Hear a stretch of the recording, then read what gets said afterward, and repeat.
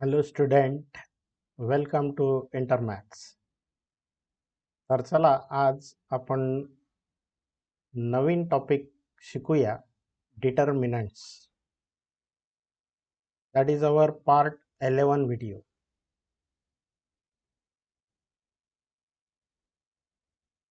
आता इथं बघा, दोन लाईन्स आणि त्याच्यामध्ये 4 नंबर्स दिसतात. आता याचं वर्णन आपण करूया, समजून घेऊ. आता ही जी अरेंजमेंट आहे दॅट इज ए डिटर्मिनंट. आता हा शब्द तुमच्यासाठी नवीन आहे.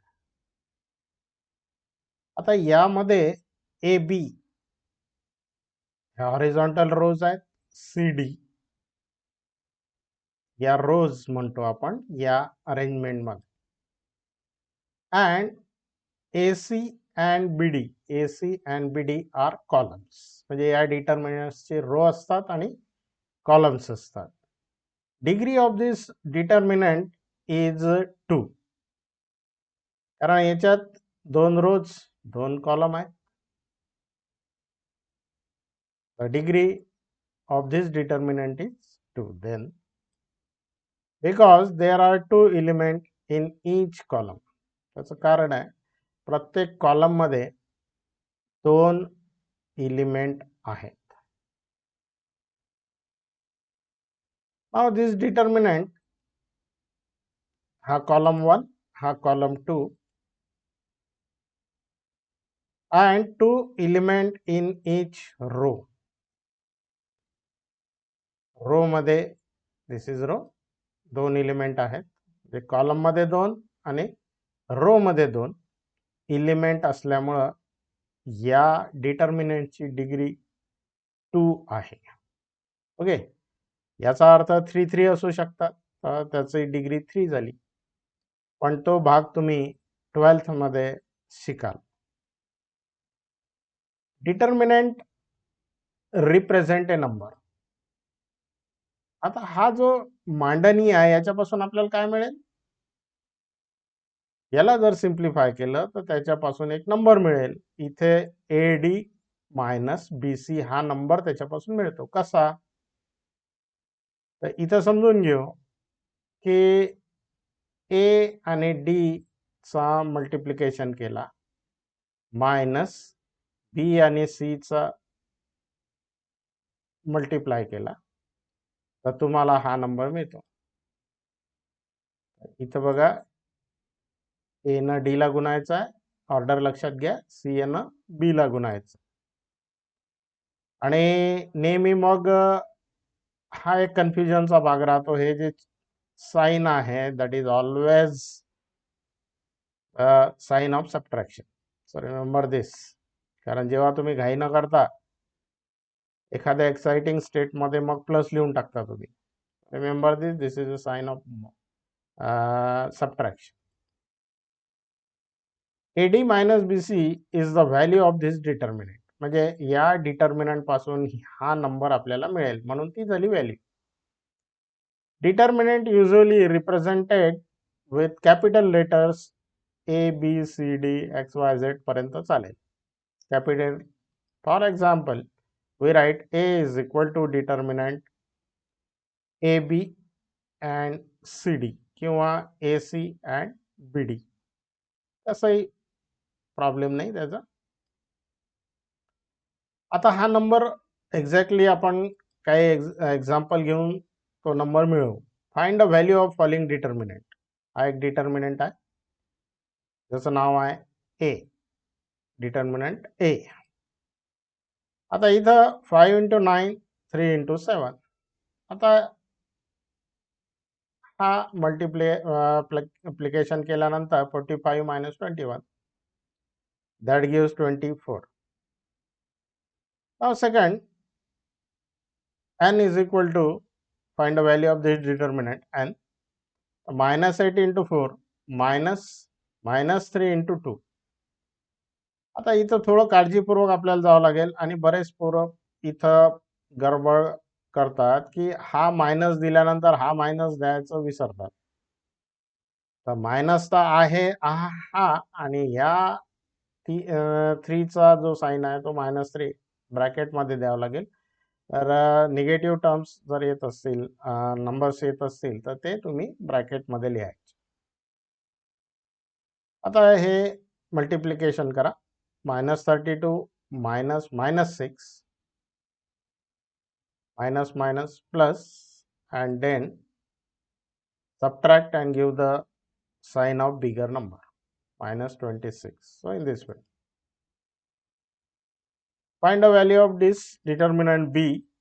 Now we multiply 2 root 3 into 3 root 2, 2 into 9 or 9 into 2. यामध्ये काही फरक नाही पडणार. आता इथं बघा 2 into 3 that is 6 आणि इथं लॉज ऑफ जे इंडायसेस आहेत किंवा रेडिकल साइन आपण जे root of A into root of B that is root of A B हा जो लॉ आपण वापरतो है ना, रूट ऑफ 3 इंटू 3. पुढच्या स्टेपमध्ये 6 into root 9 -2 into 9 that is 6 into 3 -2 into 9 that is 18 minus 18 that is 0. Value of this determinant b is 0. आता हे डिटर्मिनंट आपण कशासाठी शिकलो, तर डिटर्मिनंट मेथड किंवा क्रेमर्स रूल कशासाठी, to solve the simultaneous equation. म्हणजे ही एक वेगळी मेथड आपल्याला या 10th मध्ये शिकायची आहे. Let's learn. This method was first given by the Swiss mathematician Gabriel Kremers. आता त्याच्या नावावरून नाव पडलं क्रेमर्स मेथड, गॅब्रियल क्रेमर्स. आता त्याच्या संबंधी काही माहिती आहे. To use Cramer's method the equation are written as. आता ही पद्धत वापरताना आपण वर्किंग रूल बघूच. तर इथं लक्षात घ्या की एक्स वाय आणि इज इक्वल टू कॉन्स्टंट म्हणजे स्टँडर्ड फॉर्म ज्याला म्हणू आपण. सेकंड इक्वेशन या फॉर्मॅटमध्येच असले पाहिजे, अदरवाईज ते करून घ्यायचे क्रेमरसाठी. Here x and y are variable. a1 b1 c1 a2 b2 c2 are real numbers. आता इथं एक महत्वाची सूचना तुम्हाला दिलेली आहे की a1 b2 आणि b1 किंवा a2 b1 यांचा प्रॉडक्ट 0 असू नये. आता का असू नये, त्याचा काय असर होतो हे आपण पुढं बघणारच आहोत. तर इथं तुर्तास लक्षात ठेवा ती condition. Now let us solve the equation multiplying equation 1 by b2. हे जे दोन इक्वेशन आहे हे आपण सोडवू. हे पहिलं इक्वेशन आणि हे दुसरं इक्वेशन. या पहिल्या इक्वेशनला b2 न मल्टिप्लाय करायचं. काय होईल, आता इथं ए पहिले घेऊ तर आपण प्रॉडक्ट लिहू a1 b2 b1 b2 आणि c1 b2. हे झालं थर्ड इक्वेशन. Multiply equation 2. हे जे 2 आहे त्याला आपण मल्टिप्लाय करू b1 न. या b1 न पूर्ण इथं मल्टिप्लाय करायचं. हा प्रॉडक्ट मिळेल b1 a2 b1 plus b1 b2 is equal to b1 c2 किंवा c2 b1. याला फोर्थ इक्वेशन म्हणू. आता इथं तुमच्या लक्षात येईल की हे कशासाठी केलं, तर वायचे कोइफिशियंट सारखे केले आपण आणि इलिमिनेशननं ते आपल्याला वाय एलिमिनेट करता येतो. आणि मात्र ते इथं काय करावं लागेल, साइन सारखे असल्यामुळे सबट्रॅक्शन करावं लागेल. तर सबट्रॅक्शन करतानाचा नियम तुम्हाला माहित आहे, we have to change the sign of lower terms. आता इथं हे गेलं, आता इथं हे मायनस, एक्स कॉमन काढलं आणि इथं हे कॉन्स्टंट या टर्म मधून ही टर्म काढ. How will you write X? X is a cross multiplication, so we get the value of x. आता ही जी व्हॅल्यू आहे, समजा एखादं इक्वेशन दिलं तुम्हाला आणि आता इथं ABCD नाही, A1 B1, तर मग आता ही एक्सची व्हॅल्यू कशी काढायची?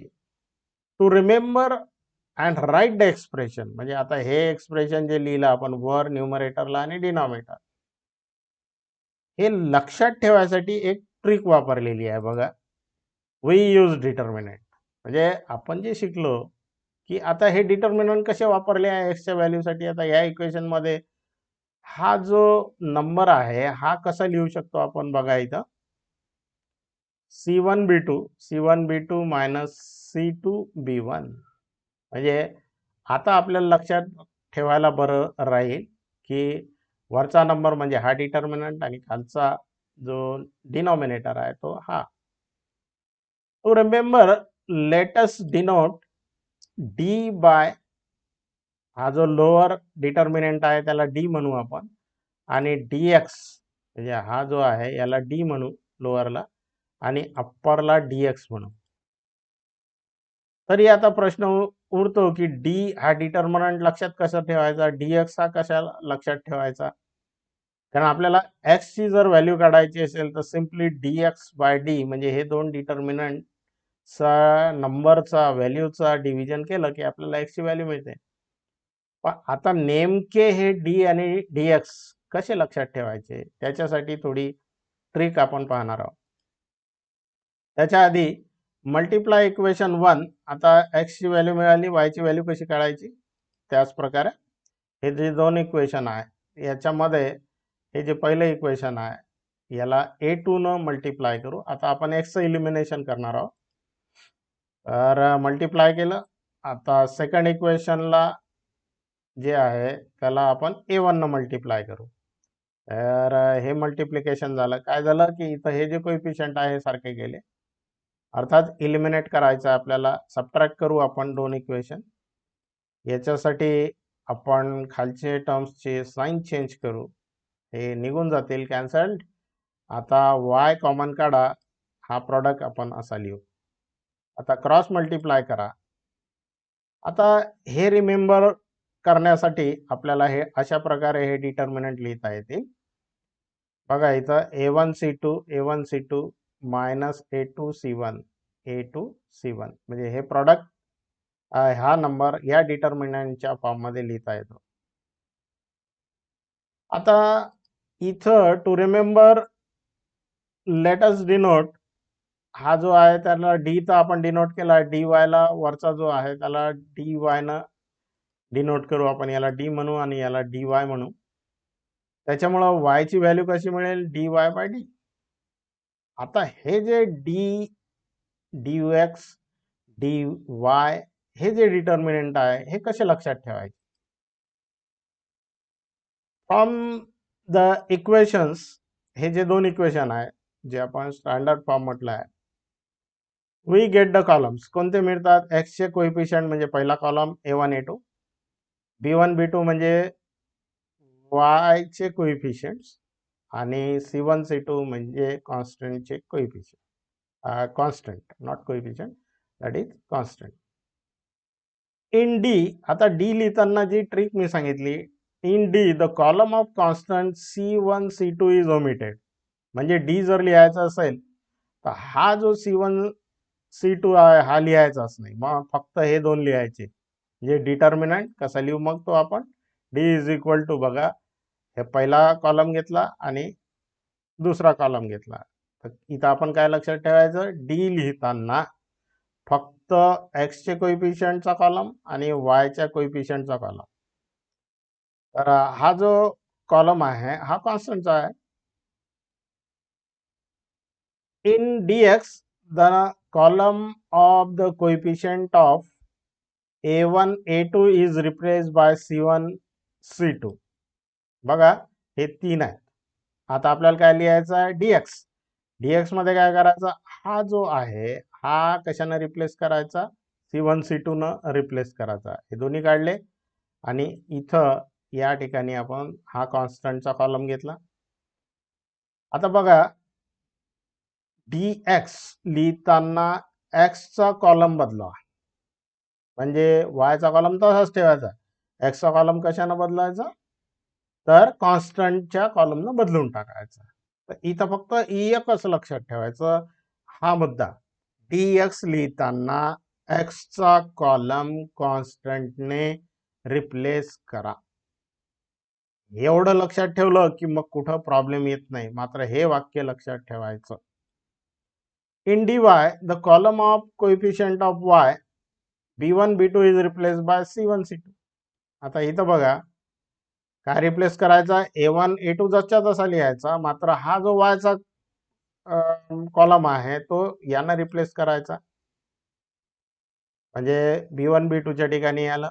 म्हणजे हा dy कसा लिहिला बघा, एक्सचा कॉलम जसाच्या तसा आहे, मात्र वायचा कॉलम आपण बदलवला, तिथं कॉन्स्टंट ठेवला.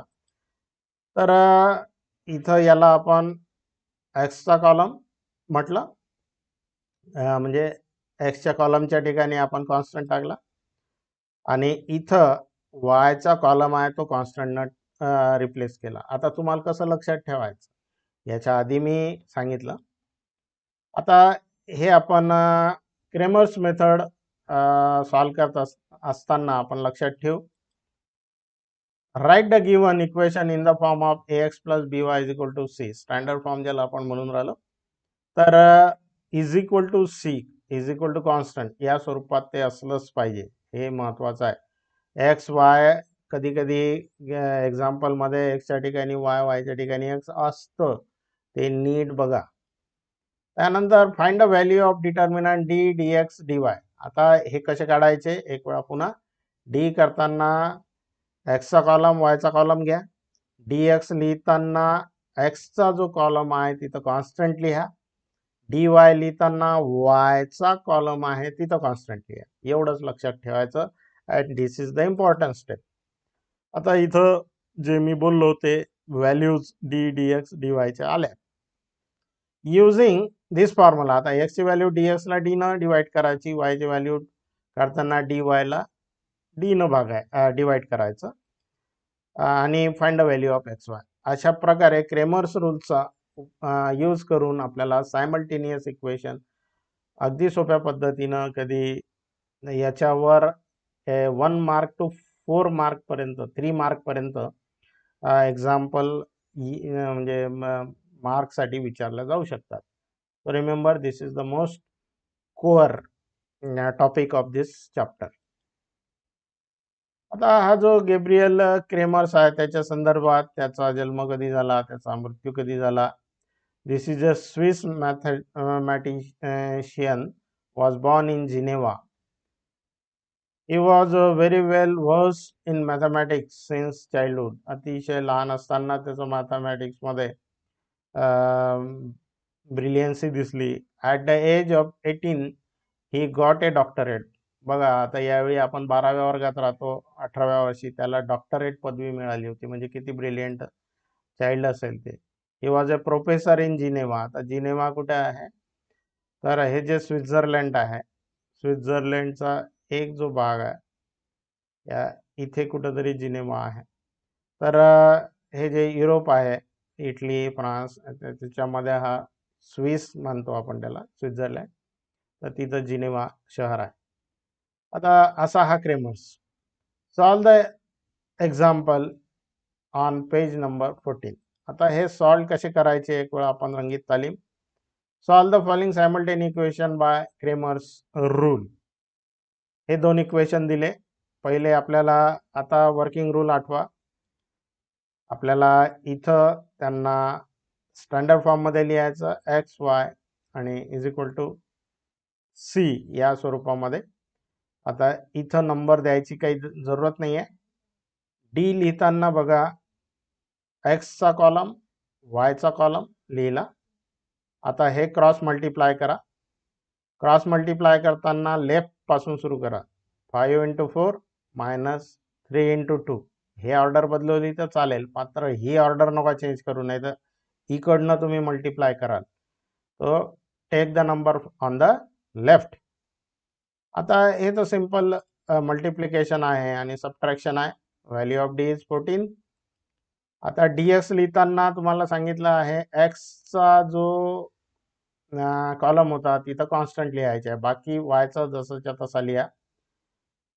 आता हे क्रॉस मल्टिप्लिकेशन करा, काळजीपूर्वक करा. आता तुम्हाला dx ची व्हॅल्यू -14 मिळेल. आता dy ची व्हॅल्यू लिहिताना हे d मध्ये लक्षात ठेवायचं बरं. d काय आहे? x चा कॉलम, y चा कॉलम. आता dy लिहिताना y चा कॉलम कॉन्स्टंट न रिप्लेस करा. ओके, म्हणजे d मध्ये रिप्लेसमेंट करा.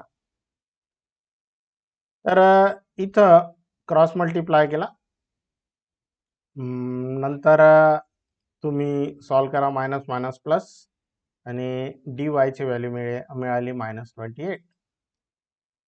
आता x लिहिताना dx डिवायडेड बाय d. आता त्या व्हॅल्यू ठेवल्या, 14 get cancel, we left with -1.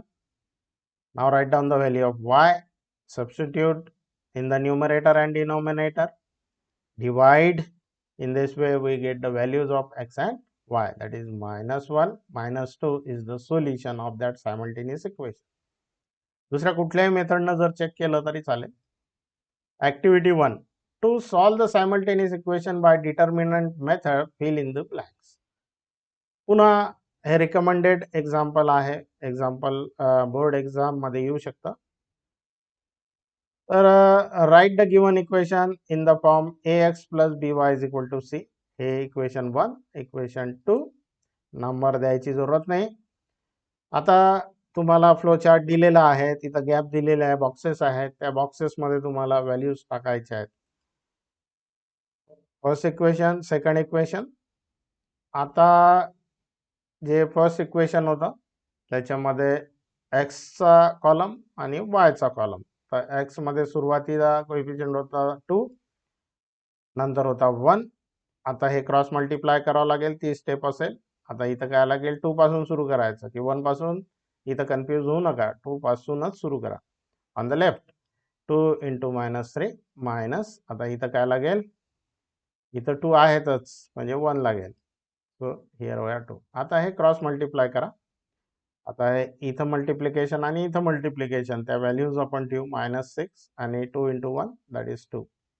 आता -6 - 2 that is -8. So in this way we get the value of d. आता dx लिहिताना हा कोणता असतो? हा कॉन्स्टंटचा असतो, म्हणजे c च्या ज्या व्हॅल्यू c1 c2 त्या आहेत त्या तिथं लिहू आपण.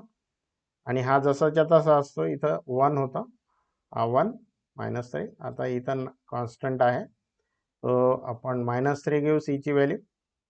आता क्रॉस मल्टिप्लाय करा, हे 3 बॉक्सेस भरायचे आहे. इथं -3 येतील, इथं 1 येईल आणि इथं -3 येईल. आता मल्टिप्लाय करायचं आहे, तर इथं मल्टिप्लिकेशन आलं -57 आणि 3 1s are 3, -3 here. Now minus minus plus, here -57 and here 3. Now subtract and give the sign of bigger number, that is -54. आता इथं dy लिहिताना काय लक्षात ठेवायचं, x चा कॉलम जसाच्या तसा लिहायचा, y चा कॉलम बदलायचा आहे. इथं कॉन्स्टंट घ्या. इथं पहिल्या ह्याच्यात 2 आणि इथं -3. आता क्रॉस मल्टिप्लाय, इथं 4 बॉक्सेस आहे, हे आपल्याला सहज भरता येईल. -3, इथं 19, 2. आता पुढची गॅप, इथं याचा प्रॉडक्ट -6 आणि इथं 38. आता मायनस दोन्ही याला सेम साईन आहेत, त्याच्यामुळे यांची ॲडिशन होईल आणि नंबर निगेटिव्ह राहील, तो -44.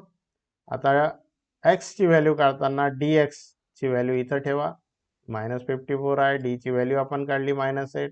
हा डिव्हिजन करा आणि व्हॅल्यू लिहा 27/4. आता y ची व्हॅल्यू काढताना dy ला d न डिवाइड करायचं, व्हॅल्यूज ठेवा, याला डिवाइड करा, minus minus become plus, and on simplifying 11/2. So in this way we get the value of x as 27/4 and 11/2. Now activity 2, complete the following activity. तर हे दोन इक्वेशन्स आहेत, हे दोन equation, find the values of determinant in the given equation. याच्यामध्ये हा जो पहिला बॉक्स आहे याच्यामध्ये डी ची व्हॅल्यू या इथं काय लिहायच्या 3 2 एक्स चा कॉलम 3 2 आणि -2 1 -2 1. आता हे सिम्प्लिफाय करा आणि डायरेक्ट व्हॅल्यू आपल्याला टाकायची आहे 7 एका साईडनं रफमध्ये करून घ्यायचं. आता dx ची व्हॅल्यू काढताना तुम्हाला माहित आहे की हा जो कॉलम आहे हा कॉन्स्टंटने रिप्लेस करायचा 316 316. आता हा जो आहे कॉलम हा -2 1 राहील, हा जसाच्या तसा राहील आणि हा क्रॉस मल्टिप्लाय करा तुम्हाला 35 मिळतील. आता dy ची व्हॅल्यू काढायची. dy ची व्हॅल्यू काढत असताना हा x जसाच्या तसा ठेवा 3 2 here 3 2. now we have to replace the column of y by constant काय आहे 3 आणि 16. so replace that and simplify and find the value of dy 42. आता हा फ्लो चार्ट आहे. अशा प्रकारच्या व्हॅल्यू मिळाल्या. Values according to the Cramer's rule काढताना आपण dx बाय डी करतो. इथं dx 35 आणि d7 simplify, that is 5. now find the value of y as dy by d. now substitute the value of dy, that is 42, and divided by 7, and then the answer is 6. and finally write down the solution, that is 5 comma 6. so 5 and 6. in this way we complete this activity. Let's think what is the nature of solution if d is 0. आता जे सुरुवातीला आपण discuss केलं होतं की जे D ची value आहे काय होती a1 b2 minus a2 b1. ही 0 what is the nature of solution. Solution कसं असेल for this equation. If D is equal to 0 म्हणजे हे डिटर्मिनंट 0 आहे म्हणजे आता याची value a1 b2 minus a2 b1 0 आहे. तर याच्यावरून आपण सिम्प्लिफाय करू. हे ट्रान्सफॉर्म केलं आणि क्रॉस मल्टिप्लाय केलं की a1 by a2 is equal to b1 by b2. आता हे काय आहे this is the ratio of coefficient of x is equal to ratio of coefficient of y. बरोबर आहे ना. आता त्या लाईन कशा असतील तर आपल्याला इथं दोन केसेस घेऊ आपण. एक तर हा जो इथं ratio of coefficient of x is equal to ratio of coefficient of y हे आपल्याला इथं दिसलं. We consider two cases. समजा एक्सचे कोएफिशियंटचा रेशो वायचा कोएफिशियंटचा रेशो आणि कॉन्स्टंट टर्मचा रेशो हे सारखे आहेत आणि दुसरं हे दोन रेशो हे कॉन्स्टंट टर्म्सच्या रेशोच्या इक्वल नाही. असे दोन आपण घेऊ. केस नंबर 1. आता केस नंबर तिन्ही रेशो सारखे राहिले तर काय म्हणतो आपण द लाईन्स आर कॉन्सिडंट. एकच लाईन असते आणि मग त्यांना अल्जेब्रिक इंटरप्रिटेशन काय राहील की दे हॅव इन्फायनाइट सोल्युशन कारण कॉमन पॉईंट अनेक आहे. So infinite solution. Case 2. Case 2 मध्ये काय की पहिले दोन रेशो सारखे आहे that is not equal to third ratio. अशा वेळी द लाईन्स आर पॅरलल आणि मग लाईन पॅरलल असेल तर सोल्युशन राहील का नाही. कॉमन पॉईंट नाही म्हणजे दे लाईन्स हॅव नो सोल्युशन. तर डी जेव्हा 0 असतो ना तेव्हा ह्या प्रॉब्लेम येतो. दच if d is 0 then simultaneous equation have no unique solution. बरोबर ते आपण डिस्कस केलं. what can you say about lines if common unique solution is not possible. जर कॉमन युनिक सोल्युशन नसेल तर उरलेले दोन पर्याय आहेत आपल्याकडे. when common solution is not possible then the lines are not intersecting. त्या इंटरसेक्ट होतच नाही. त्याच्यामुळं लाईन्स एक तर कोइन्सिडंट राहतील किंवा लाईन्स ह्या पॅरलल राहतील असा त्याचा अर्थ होतो. So this is the meaning of D. म्हणजे युनिक सोल्युशन आपल्याला सापडू शकत नाही. In the next video we start with practice set 1.3. that is our part 12.